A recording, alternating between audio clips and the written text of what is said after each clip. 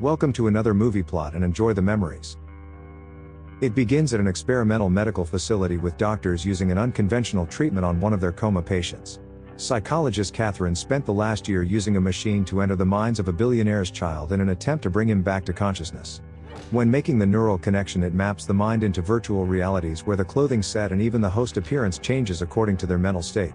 Catherine had been making progress during her sessions with Edward, but today he's not in a good mood and doesn't feel like cooperating. Instead, his mind's all dried up and his refusal to participate manifests itself, so Catherine departs by pressing the webbing on her hand and calling it a day. She gets out of her Dracula costume, where the inventor of the technology, Dr. West, started the program 7 years ago but hired Cath much more recently. Since there has been no signs of improvements, the boy's father suggests they take him to a regular hospital and that Catherine's conversations might simply be hallucinations. He's convinced by his wife to give them another 6 months, so Catherine asks Dr. Kent that they try reverse the feed and let Edward enter her own mind instead. The doctor recommends against it since they never actually tested it before, and besides, Catherine's mind has already begun to grow weak from overworking. She goes home and gets relaxed in a scene that I can only assume was intended to show off her legs, as nothing else happens for 5 minutes straight. When going to sleep, her dreams are still haunted by Edward's mind desert and his advancing demonic appearance that shocks Catherine awake. Elsewhere in the middle of nowhere, a currently unrelated serial killer named Carl arrives at his lair after drowning a woman in a glass cell. Once she's done going through seizures and her killer's finished playing with himself, he drains the tank before loading her body into his truck.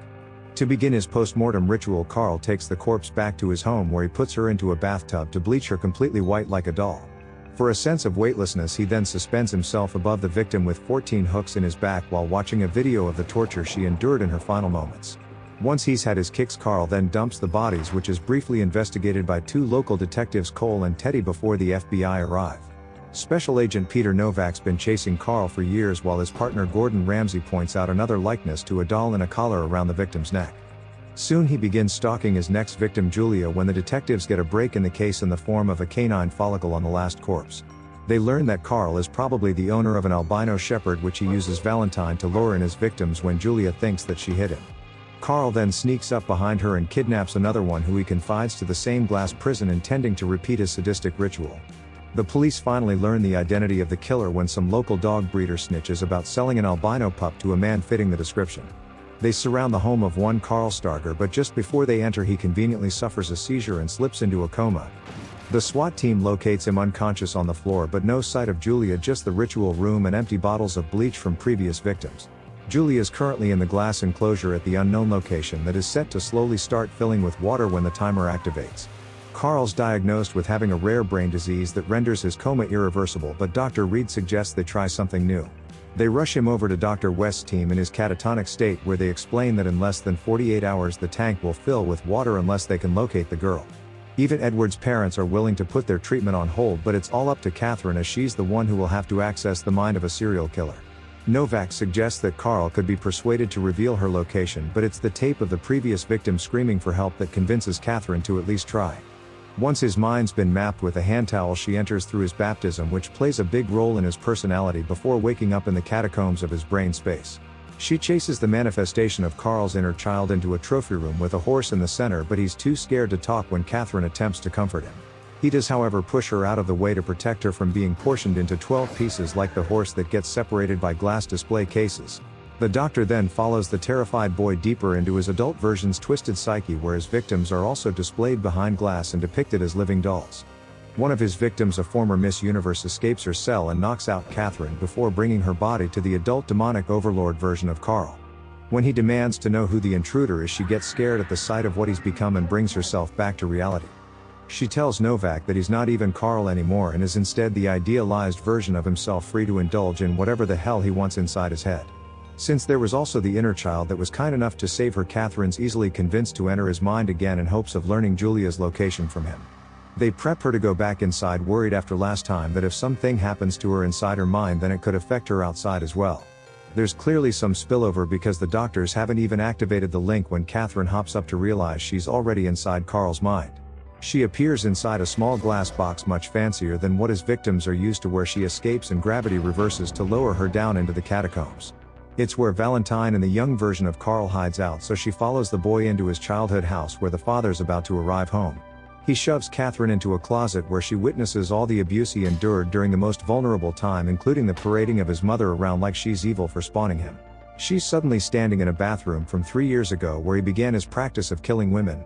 Another kinder adult version of Carl reveals that despite the beatings his father was dishing out, he was the nicest person in his life, which is why he turned out like him. Catherine attempts to nurture the innocent side of his mind, but when asked for Julia's location by name, he freaks out, not wanting to associate his doll with a real person.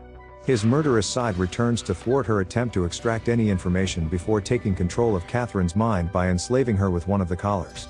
She becomes trapped inside the dark dreamscape, so Novak volunteers to go inside and rescue her since the doctors need to operate the machine. It's his first time, so we see the visualization of the catalyst hitting his bloodstream where trippy illusions and man-made effects are thrown at us. He's spat out on the outskirts of Carl's nightmare where 3 versions of his mother argue with herself whether she can raise her child or is he a monster. When Novak locates Catherine, she's mentally bound as his concubine and is unable to say anything, just seduces the agent until her master can arrive. Now dressed like a papal monarch, he cuts open and pulls the intestines from his victim's belly as he screams for Catherine to wake up. He gets through to her by reminding her that she's only dreaming and talking about her baby brother who died when she was very young. Catherine overpowers Carl's hold over her mind and stabs him in the back, causing both outsiders to be transported to another chamber where Novak's unharmed.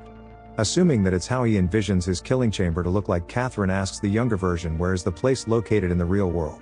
He doesn't answer before getting startled by the FBI agent and backing up into his evil side lurking in the corner once again. Now dressed as a jester, he snatches the kid when Novak figures his job here's done by returning Catherine to consciousness before demanding he be removed from the suit. Having seen a symbol inside the dreamscape and remembering it from the killer's house, he pushes through abdominal pain to find the company associated with the trademark. Agent Cole discovers the original delivery location to be listed as a property in the desert, so Novak gets in a chopper and closes in on the isolated location. We've cut to the room multiple times throughout the movie while it's slowly been filling up and Julia's only got a few minutes left until she's drowned.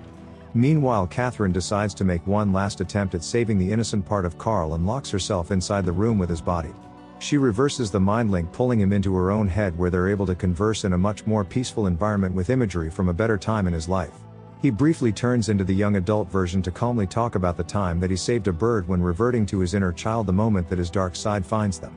Now reptilian in his appearance as he's become more serpent-like throughout the film, Carl emerges from a pool before frolicking around the cherry blossoms. This time Catherine has all of the powers and dressed like a warrior, she uses a crossbow to nail the agile serial killer to the floor and rip out his nipple piercings. At the request of his better self, she plunges a sword into Carl's heart, learning that the 2 personalities are connected when the inner child also feels the effects.